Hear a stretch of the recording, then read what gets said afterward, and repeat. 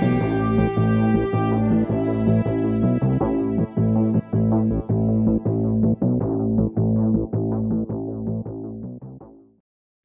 afternoon, it's Friday the 23rd of June 2017, just after 1 o'clock. Welcome to UK Column News. I'm your host Brian Gerrish, with me in studio Mike Robinson, and we're delighted to be joined today by David Scott with Northern Exposure, and of course David reporting north of the border, but today he'll be focusing on the tragic Grenfell Tower fire. Well, we better start off with the state of Parliament, and we say it's a blue hat Parliament. What do we mean by that? Well, of course, the Sovereign did not wear her crown. Thus, this was an unconstitutional start to the Parliament. We say Parliament is simply a criminal cabal. Well, if you're saying, and we're saying that it's an unconstitutional Parliament, somebody else is saying that the Article 50 exercise was unconstitutional, and perhaps it wasn't even triggered in the first place. Well, this is quite amazing. We've only just briefly seen this article. We'll be having a look at it in more detail, but I'll just read you a little bit. It says Theresa May, better known as Treason May, Theresa May's triggering of Article 50 was an illusion with no legal basis, a leading barrister has claimed. David Walchover said the letter giving notice of the UK's intention to leave the 27-nation bloc had no legal effect and was a non-event, and he said that in an article for the Council magazine. He added that the UK never triggered Article 50 because it never made the constitutional decision to leave the EU.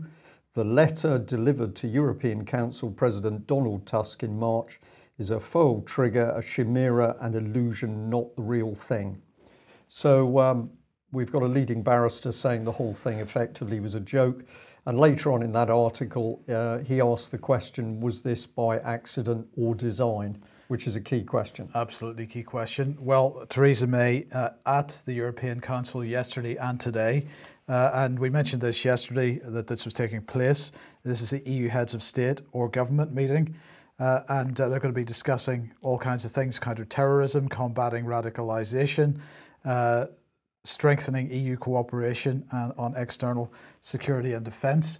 Well, here was Theresa arriving, looking very fetching in her plunging neckline dress there, Brian. And her big pearls, of course. And her big pearls. And so she was giving a presentation at the end of the sort of main council event on some proposals that she has. We'll come on to that in a second.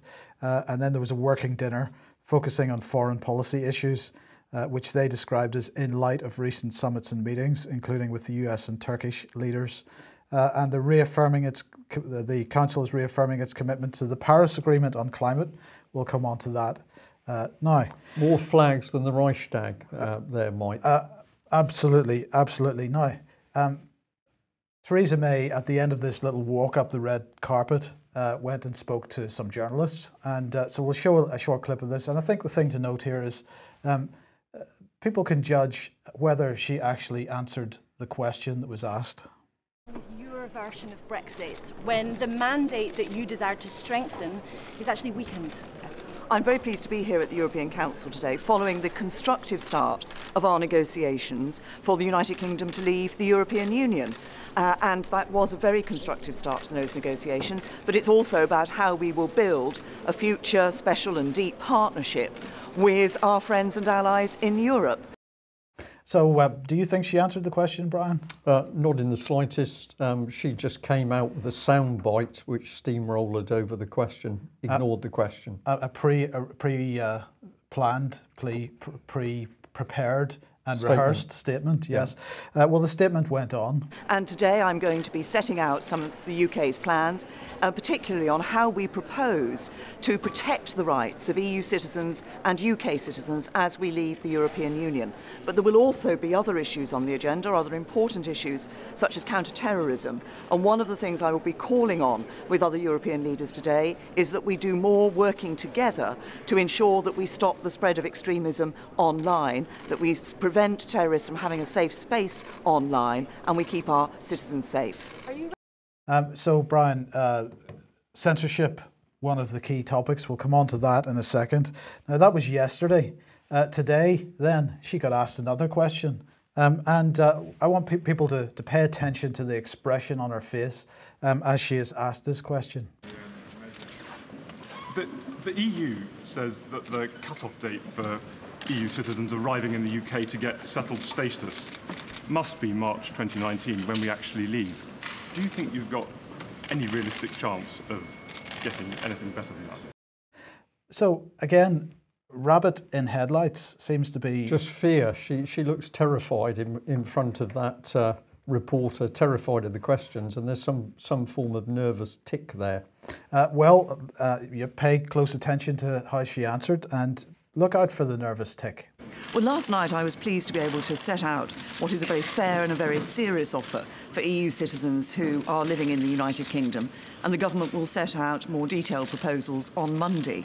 I want to reassure all those EU citizens who are in the UK, who've made their lives and homes in the UK, that no one will have to leave. We won't be seeing families split apart. This is a fair and serious offer. And I want to give those EU citizens in the UK certainty about the future of their lives, but I also want to see that certainty given to UK citizens who are living in the European Union. Of course, there will be details of this arrangement, which will be part of the negotiating process, but we've made what I believe is a very serious, a very fair offer. This is a very constructive start to the talks at the beginning of the week. We've set out the issues that we want to start talking about early in the negotiations. I've said right from the beginning that I want citizens' rights to be one of those early negotiations, and it will be. We've set out what I believe is a serious offer, a fair offer, that will give the reassurance to EU citizens living in the UK. They've made their homes, they've made their lives in the UK, and they will be able to stay and continue to do so. So, Brian, strong and stable now seems to be serious and fair. Yeah, she's been rumbled on that one, but we come back to that tick, Mike. I think this is cognitive dissonance. This lady knows that what she's saying is untrue. She knows that she's telling what is basically a lie in front of the camera, and that is some form of reaction to that. But she is so nervous, so scared. Why? Because this is a scam. This is theatre unravelling in front of the Reichstag, as it were, and she knows it.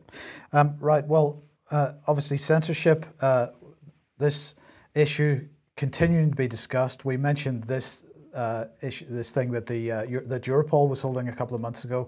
Europol hosts conference on online terrorist propaganda. This is something that the European Council has decided to issue a statement on, following Theresa May's taking part in that meeting and really pushing for this. The European Council strongly condemns the recent terrorist attacks and stands united and firm in the fight against terrorism, hatred and violent extremism. These acts have strengthened our resolve to cooperate at EU level so as to enhance our internal security. So, Brian, I find this very interesting that Theresa May has gone to the European Council in order to present Britain's plans for leaving, and yet she is still taking an agenda item to that and trying to persuade people at the European Council to follow that agenda item, and they've released this statement. They say that industry has its own responsibility to help combat terrorism and crime online. Building on the work of the EU Internet Forum, the European Council expects industry to establish an industry forum and develop new technology and tools to improve the automatic detection and removal of content that incites to terrorist acts. I find that slightly disturbing language, automatic detection and removal. Well, everybody's to be monitored all of the time at every level, everywhere, Mike. This is the overall agenda that Theresa May brought in. As we have said many times, she has brought in the most sophisticated state spying apparatus in any European country. Britain, under a thin veneer of normality, is a police state. Perhaps we should just bring in... well, just before we bring in David, okay. I just want to bring this one up because the European Union doesn't seem to be able to make up its mind on this issue. Theresa May and the European Council, that's the heads of state, seem to be arguing for curtailment of the rights of free speech, and also particularly for curtailment of encryption. And yet a couple of days ago, a number of media outlets pointing out that the EU itself is proposing a mandatory end they were proposing mandatory end-to-end encryption for all citizens. So what they're saying is that anybody providing a service on the internet would need to provide compulsorily provide end-to-end encryption for all their services. So the EU doesn't seem to be able to make up its mind on this issue. David, what are your thoughts? Well, there's an introduction of, once again, rules and rules. Within Scotland, we're seeing the Freedom of Information Act being routinely ignored by the government, and the way they're doing this is to have private meetings with no minutes taken. So more and more government business has been done in secret with no record, and Chatham House rules now govern the country, and that's to keep their information secret from the people. The people, on the other hand, seem to be more and more monitored, and everything we do and say must be visible to the state. And this is the same state, remember, that David Cameron said, for too long we've been a passively tolerant society, saying to our people, as long as you obey the law, we will leave you alone. Well, I like a passively tolerant society, and I like a society that leaves people alone who obey the law. But that doesn't seem to be the agenda now. No, absolutely not. Well, let's look at what else the European Council was talking about yesterday. They reiterated their commitment to strengthening EU cooperation on external security and defence, so as to protect, they say, the Union and its citizens and contribute to peace and stability in its neighbourhood and beyond. I'm not aware that the EU has been doing that terribly much in recent years, but anyway. As reflected in the Council conclusions of the 18th of May and the 19th of June 2017, significant progress has been achieved in implementing the EU global strategy in the area of security and defence and the joint declaration signed in Warsaw by the EU and NATO leaders. The transatlantic relationship and EU-NATO cooperation must remain key to our overall security, allowing us to respond to evolving security threats including cyber, hybrid and terrorism. The European Council welcomes the establishment in Helsinki of a European Centre of Excellence for countering hybrid threats. The high-level conference on security and defence held in Prague on the 9th of June 2017 underlined both complementarity between the EU and NATO and the need to step up European efforts to strengthen our defence-related research and capabilities and operations.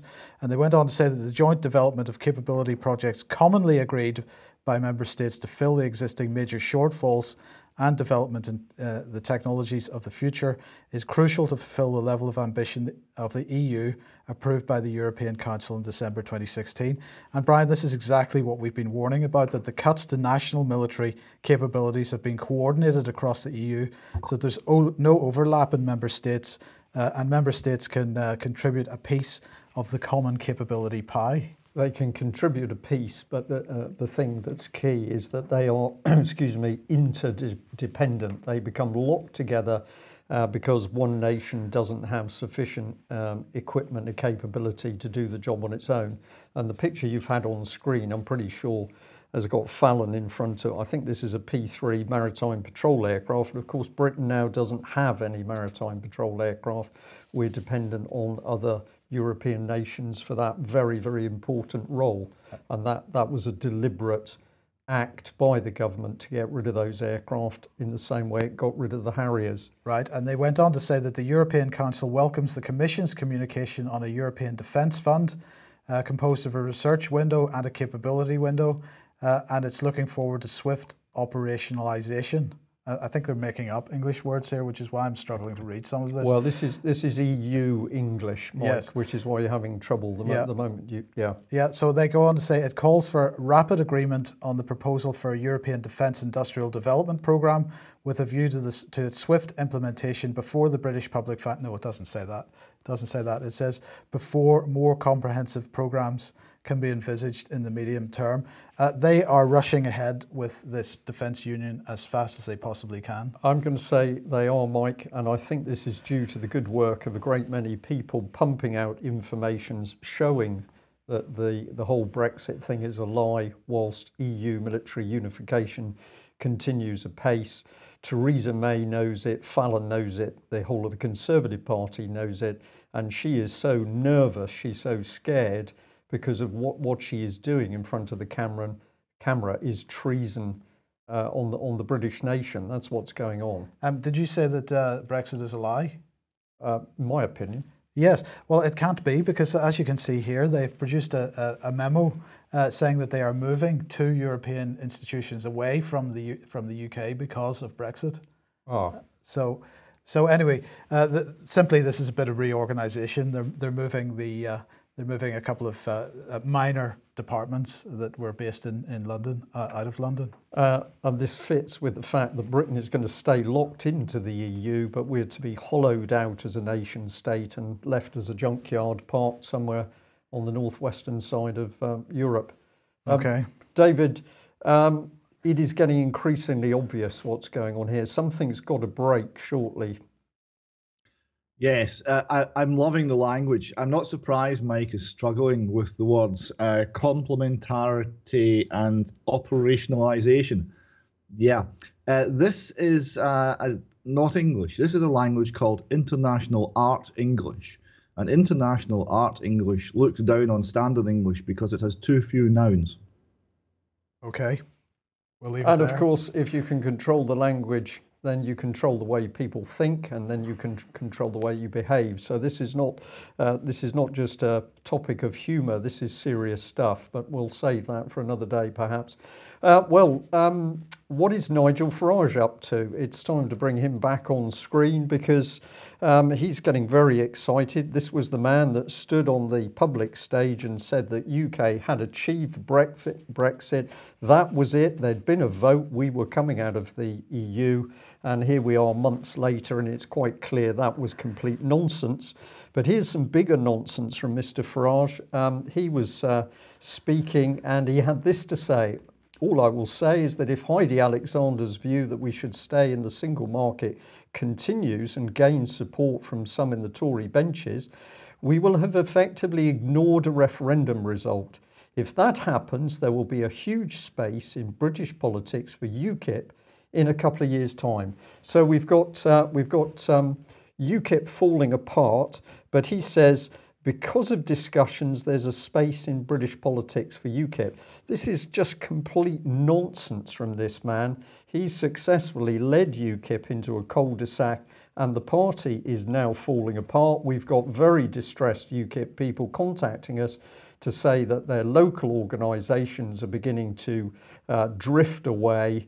And of course, Nigel Farage has never, ever addressed the key issues of treason within Westminster. He's never talked about the economy. He's never talked about money supply, child abuse. It has been this continual lie that we were coming out of Europe. Well, there are other things in store for UKIP, and this lady is the latest person to come forward. And here's Pink News, and it says that the lesbian ally of EDL's Tommy Robinson is standing to be UKIP leader. And Ms. Waters has been a prominent activist in the anti-Islamic Pegida movement and has also praised far-right leaders Marine Le Pen and Geert Wilders. Goes on to say that she served as deputy leader of the UK arm of Pegida, the far-right anti-Islam group, allegedly set up by Tommy Robinson, which founded the English Defence League. So this is all pretty mucky stuff, Mike. And last weekend, according to this article, she apparently spoke alongside Mr. Robinson at a rally in Manchester organised by the Gays Against Sharia movement. And that meeting was accused of exploiting the Orlando shooting to promote hate. So this is a pretty interesting lady. We did a little bit of digging. This is part of her own tweets where she's sort of rooting for Tommy Robinson. Remember that this man was caught up in all sorts of skullduggery, reports made, links to the London School of Economics and the BBC, but we never did get to the bottom of who this man really was and what the agenda was. We'll remind people of some of the research that UK Column did at the time. We were just fascinated to see this man swimming in a very interesting pond. BBC heavily involved, of course, with Aqil Ahmed, the BBC head of religion and ethics. There was some talk of a programme going on there, but what an interesting relationship, the far right with the BBC. We had Coleus, which was a very strange independent media company based up in London. We never could get to the bottom of them. And then, as you can see on the left, links into the London School of Economics, and also the chair of Quilliam and the Global Islamist Party. So we're not sure who Tommy Robinson is. Well, remember, of course, that he's Stephen Yaxley Lennon. But now we've got links from him and EDL through into UKIP itself. And I think what's coming here is an attempted coup to take UKIP from being centre and obviously very, very important for capturing those 17 million Brexit votes. We're now going to try and overlay it with a right-wing element. David, just give you a brief comment on that before I take us through some more information on Ms. Waters and where I think this is going. Yeah, a couple of things strike me very forcibly.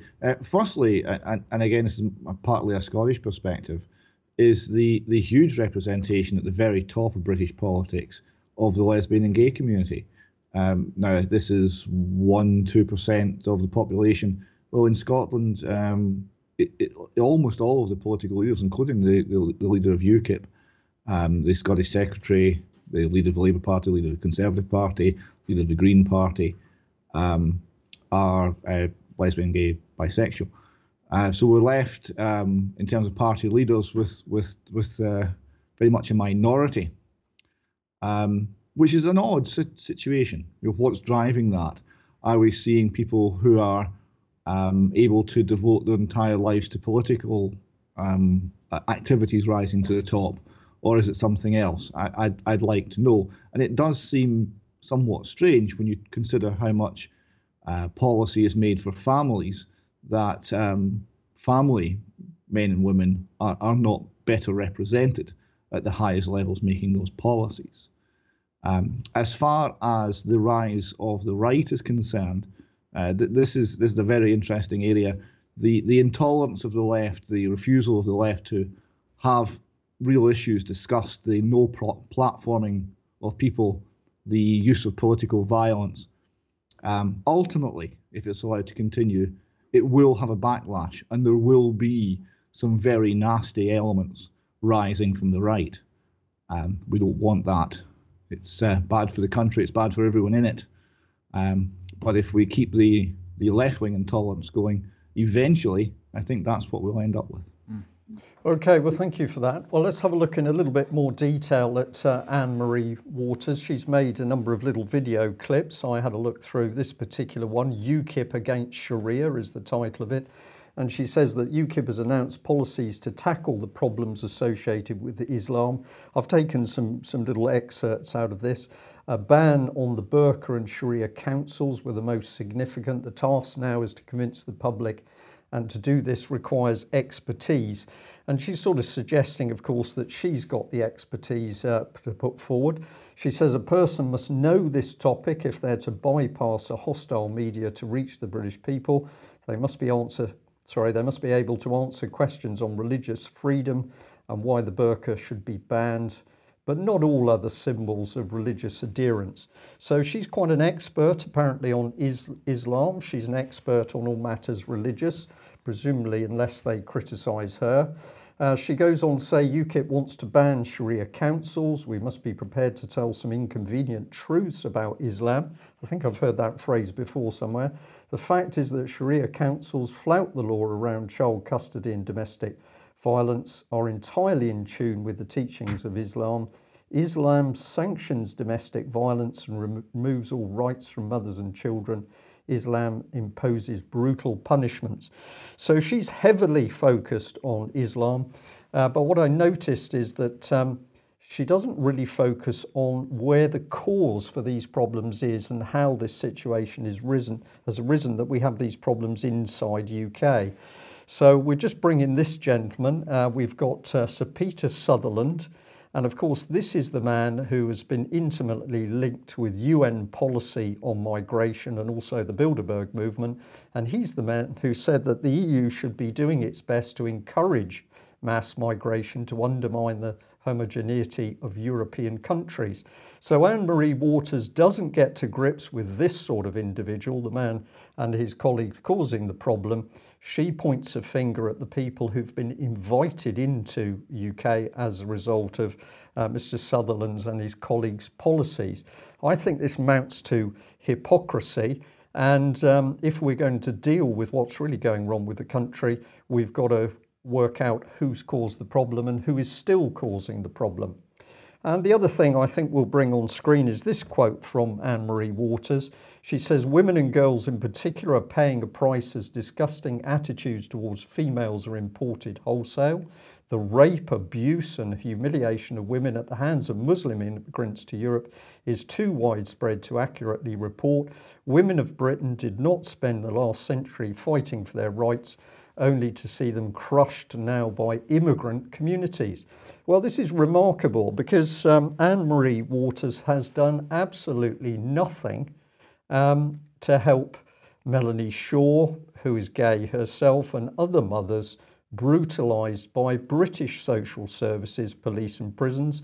And of course, it's been Theresa May herself as Home Secretary and Prime Minister who's ensured that Melanie Shaw, as a gay woman, has remained in solitary confinement for close on a year. So I think we're seeing some significant hypocrisy from Anne-Marie Waters. And I think the agenda is to take over UKIP, to get that right wing, get the hate going, because if we can get the hate going, we can get the violence going on the streets. And this is what the deep state wants, because if the violence appears, we can be sure that the mechanism to crush that violence will appear. And I've inset there the UK column's unique report that we are just 24 hours away from an EU military dictatorship because the French forces are already in position in this country. Unbelievably dangerous, Mike, and I think that everybody should be doing everything possible to ensure that UKIP, not only the leadership of it, but UKIP, the body of the church, stays within reasonable, peaceful people in order to sort the problem out. Now, domestic extremism, non-violent extremism, lots of pressure from the politicians and the media about these issues, and we've got to censor people because there's too much stuff on the internet which could be considered to be non-violent extremism. It might lead to terrorism and all this kind of stuff, might lead to people being killed. Well, it staggers me, David, it staggers me that a whole host of so-called celebrities, in this case it's Johnny Depp, have been effectively calling for the assassination of the President of the United States. Now, I don't care whether people like Donald Trump, like his policies or not. What is being called for here is the death of a head of state, and that seems to me to be a pretty extreme position to be taking, and yet there's no criticism of it.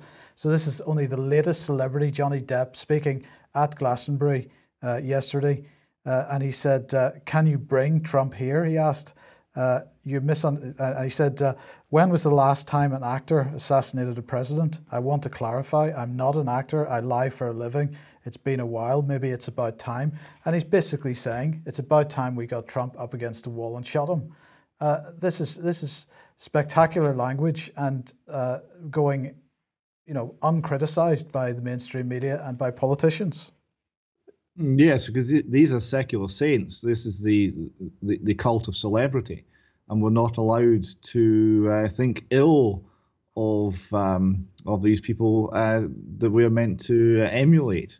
Now, if Johnny Depp had been living in a council house in Luton and had said this, I suspect he would have been already cooling his heels at one of Her Majesty's rougher prisons. But there are laws that don't seem to apply to the great and the good. Yeah. Well, I'll just add to that that of course this is one of the most dangerous things that Theresa May brought in as Home Secretary. This is the mixing of the police into the community. So I've just chosen a one of many reports. This is Research Report 61. It's talking about delivering neighbourhood policing in partnership. And it's the partnership which is the dangerous thing, because we have the police working behind closed doors with local authorities, mental health teams, education providers, charities, and we have no separation of powers. And this effectively is a Stasi state, but again, it's hidden under this veneer that all is still well in this country. So I regard this as particularly dangerous. Nobody knows at the moment who the police are spying on, because of course they could do this through the MAPRA, multi-agency public protection arrangement teams, those 63 hidden teams that can simply use hearsay to say that somebody may be a potential terrorist threat or be non-violent. Brian, I don't know whether this incident, this Russian attack on ISIS in Syria, is perhaps related to the flyby of Sergei Shoigu's plane yesterday or not, but clearly Russia has decided that they need to show a bit of muscle today. They have fired several cruise missiles from the eastern part of the Mediterranean. The ships involved were the frigates Admiral Essen and Admiral Grigorovich, and the submarine Krasnodar. And the submarine they're firing from under the water, as you can see in the picture there. So this was according to a statement from the Russian Defense Ministry. They said that they targeted an area east of Palmyra where militants, US-backed militants, had heavy weaponry and manpower, and the militants had moved there from Raqqa. They said that all targets were destroyed. Now, what was interesting about this, Brian, was that they said that they informed Turkey and Israel about the missile launches, but they didn't mention the United States at all. And it implies, they didn't say this, but it implies that they did not inform the US that this was going to happen. And as I say, these were US-backed terrorists. There may well have been US personnel on the ground at the time. Yeah, my feeling, Mike, is this is not connected to the flyby incident. I think this will be a very well thought out attack by Russia, which will basically be saying to the Americans, well, you shot down one Syrian plane because you said it was carrying out a mission too close to US-backed forces in Syria, but we are going to continue to attack those forces even if you Americans are close. So I think you will find that where those warheads were delivered would be on units where the Americans were in close proximity.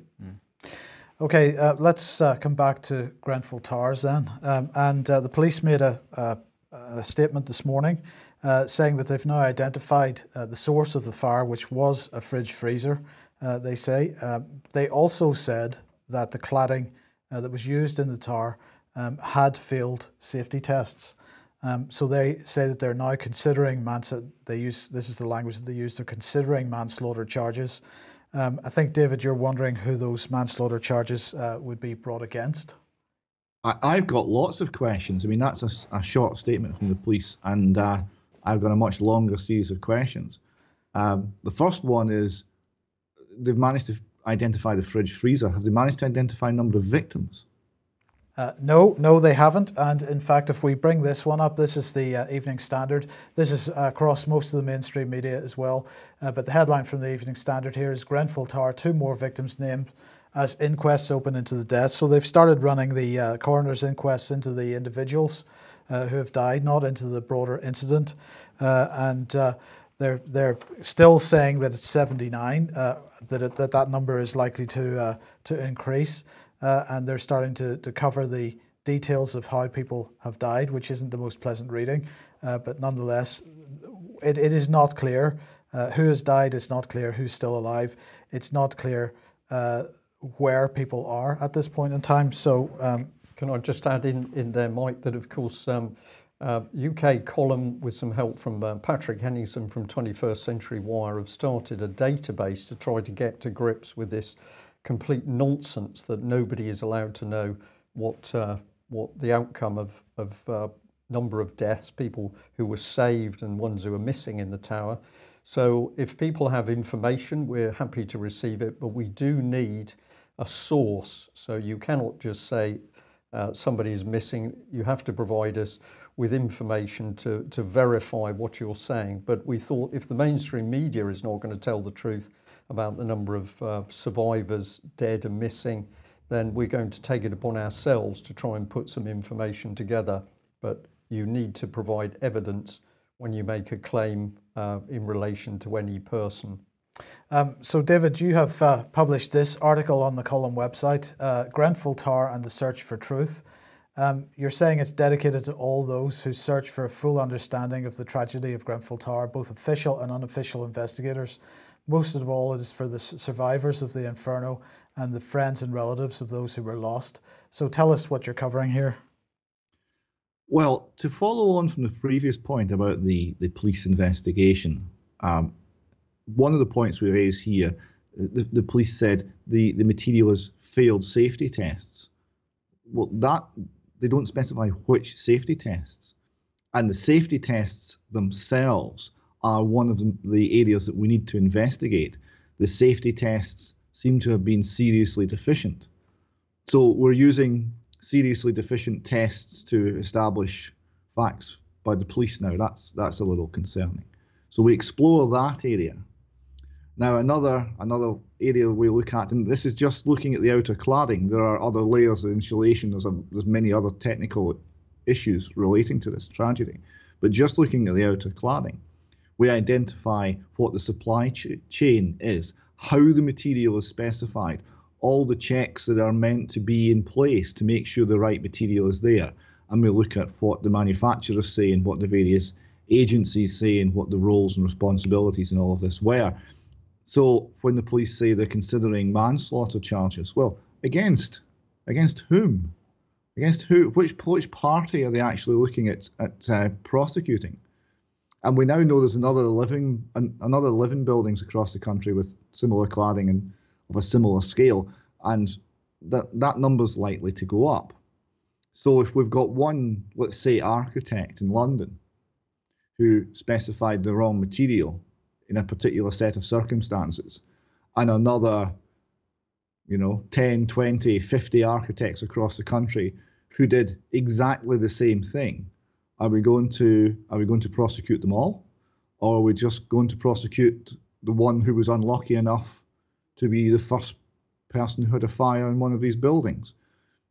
I think there are many questions that the police have to answer about that statement. Now, what our article goes into is it looks at the nature of the material. It gets to the bottom of the statements made by the manufacturer. Now, they're very interesting. The manufacturer's literature, published literature, clearly states, when you find it, that the wrong grade of cladding was used. But it's very obscure. It's tucked away in a supplementary document, and it's expressed in a very strange way with very strange language, and it makes it far from clear. And I would encourage people to look at the article and see just how that was done. And then we look not only at the role of the architect and the contractors and the regulators and building control, but also at industry bodies who certify this material. And we look at the certificates relating to this cladding material. And I think the conclusions and what we find there will shock many people as to what the relevant certificates were saying about this material, which was basically that it was fine, that it didn't mention the restrictions on height. It didn't mention the flammability. In fact, it said that it was barely flammable at all. So that's what's in the official documentation. So when we're looking at reasons, there are many reasons, and we need to look at them all. David, can I just add in there that I still have great interest in reaction from the public sector, from the local authorities, because whatever the procurement was, whatever mistakes were made in the provision of that cladding, the wrong cladding selected, the wrong cladding applied, the wrong cladding signed off, that was part of the contractual issues. But we then had ordinary members of the public using their intelligence and common sense, warning the local authorities there was a risk, and they were crushed with a brutal arrogance. Go away, we're not interested in what you have to say.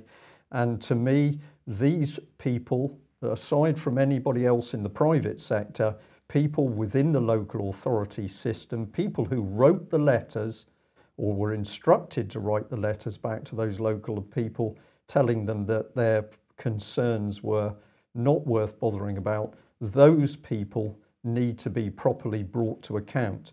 And in my experience of these inquiries, these are the very people that the state tries to protect, so that we can repeat the same mistakes in the future, and on it goes. I don't know whether you think... Well, just sorry, before Mike. that, I was just going to say that intimidation and that dismissal of concerns from members of the public by people in so-called authority continues today, with the owner of the residence group blog receiving a letter from the legal team from the council basically saying, we don't like what you've written about us. If you've got specific allegations to make, take them to the police, but in any case, take it down. And threatening legal letters. So they still want to silence the local community. Of course, because they're in deep trouble now, because they're highly exposed.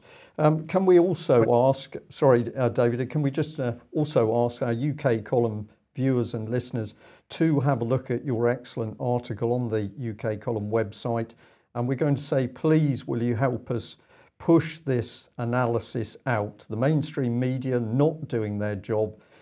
David Scott has done a huge amount of work to put this information together to start people thinking about what's really going on.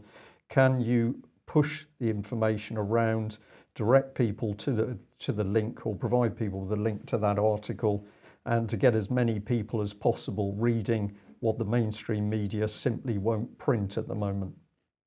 David. Yes, and it is a start. This article's a start. It points, I hope, the way. But there'll be huge amounts of information to be discovered. So if you do discover it, please let us know, and let's keep this investigation and this discussion going, and make sure that these things are not ignored. Okay, David, thank you for that. And I just was able, before we came on live, to insert this, thanks to one of our viewers who pushed it through to me. This is part of a document about sprinklers. This is London Fire and Emergency Planning Authority. It's going back, I think, to 2013, July 2013. A very sensible document. It was making some very good recommendations, agreeing the production of an authority sprinklers toolkit to provide guidance and best practice advice to officers on the installation of sprinklers. And of course, we should remember that sprinkler systems, this is fire suppression. A fire has started, but the water coming out of those sprinklers takes the heat away, pushes down the fire. Very, very important stuff. And they authorised an allocation of £100,000, so not a small sum, from the fire prevention grant to support a competition designed to incentivise local authorities to install sprinklers. So this was very, very good policy coming on about sprinklers. And if you get into the depth of it, it gets very interesting, because here's the fire minister, Brendan Lewis MP. We've mentioned this man with his policing minister hat on, but here he was when he was told that sprinklers should also be installed in new built homes. He said, well, the government won't be following that advice. So there is the arrogance, the put down. He doesn't have the expertise himself, but he's the man saying, no, we're not going to have the sprinklers. And in this document, they particularly say the reference to high-rise flats sets out the benefits of a sprinkler system to occupiers and firefighters alike, due to the potential for control of fire growth by fire suppression. Would you agree with those recommendations, David, there? The single biggest improvement, technical improvement, that we have to make to fire safety is fire suppression systems. The difference in the damage and the death toll in buildings with and without fire suppression sprinkler systems is dramatic. It's absolutely stark. So yeah, we're going to have to look at these things again. What the minister made this comment that we're not doing that. Well, what was driving that comment? Because it doesn't say. Presumably cash, presumably some sort of cost-benefit analysis. Well, that analysis must have changed now. So these things need to be looked at afresh. The the statement you made earlier, Brian, when the book is written about the nature of the state in early 21st century Britain, and there will be a book written one day to describe it, I think brutal arrogance should be the title. Okay, maybe you should write it, David. Yeah. Okay.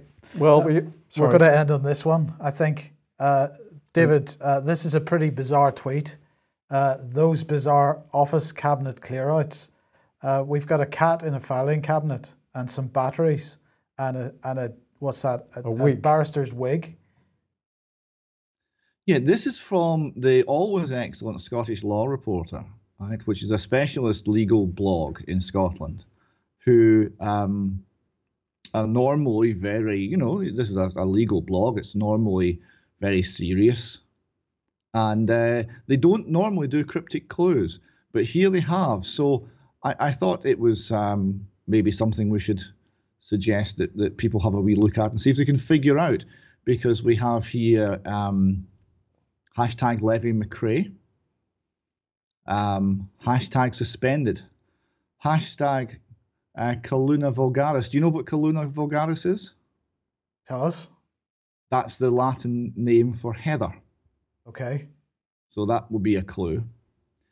And this relates to some form of office clear-out and what was found in it.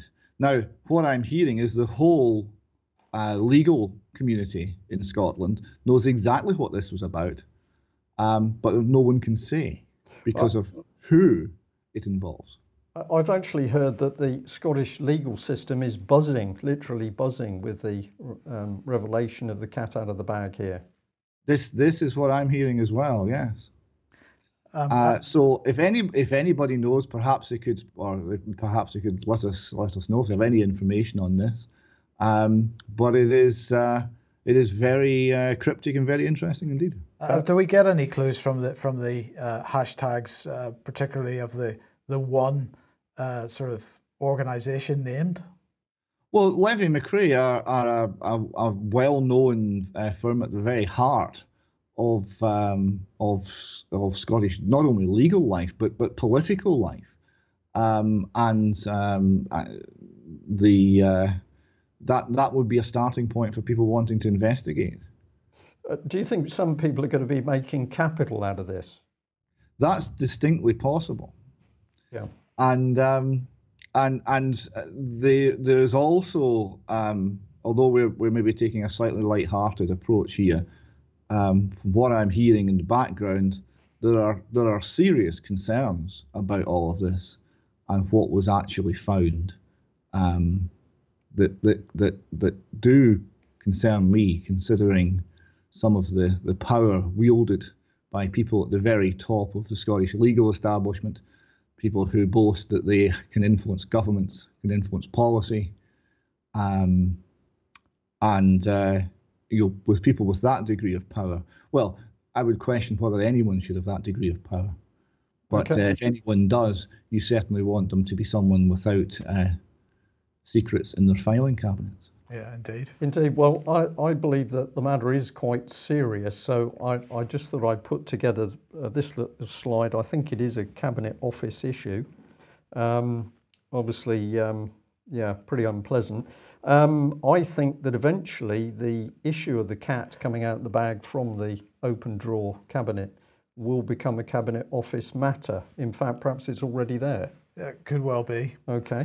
Well, if anybody has been following that very cryptic report... I think somebody has been following it in the chat box at least. Okay, we'll be very interested in what you have to say, but there are some clues in that tweet. Have a look at the tweet and see what you think. Of course, Heather is always a good place to start, and people will no doubt make capital of that.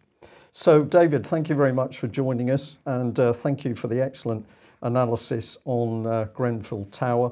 We're going to stay reporting over that in the days and weeks to come, because it is outrageous that people have suffered in that way. And I think it's really coming up to the general public now to take the government and the local authorities to task over the way they think they've become future leaders. That's it from us. We'll be back at the same time on Monday. Have a good weekend. Please circulate that excellent report from David on the Grenfell Tower fire. Thanks very much. Bye-bye.